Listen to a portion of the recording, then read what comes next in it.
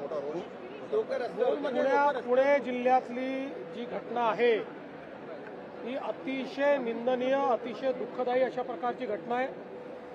3-3.5 वर्षाच्या चिमुकलीवर 65 वर्षाच्या नराधमानं त्या ठिकाणी अत्याचार केला आहे आणि तिचा खून देखील केलेला आहे।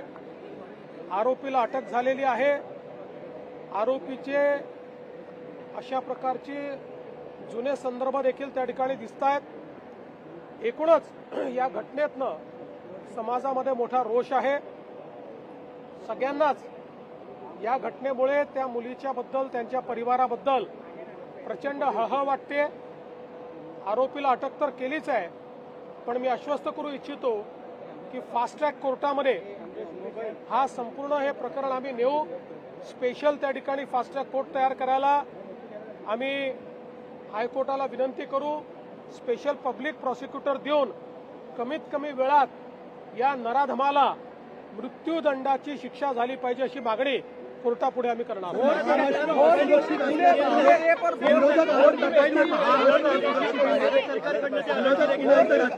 एकावेळी एक जण बोला नाही।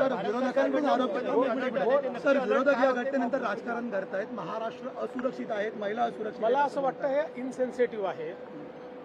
प्रत्येक गोष्टीत राजकारण शोधून काढणं यापेक्षा वाईट दुसरं काही असू शकत नाही। काही गोष्टीत तरी संवेदना बाळगली पाहिजे। मला असं वाटतं ठीक आहे ते काय करतायत, पण राज्य सरकार जे केलं पाहिजे ते नक्की करेल।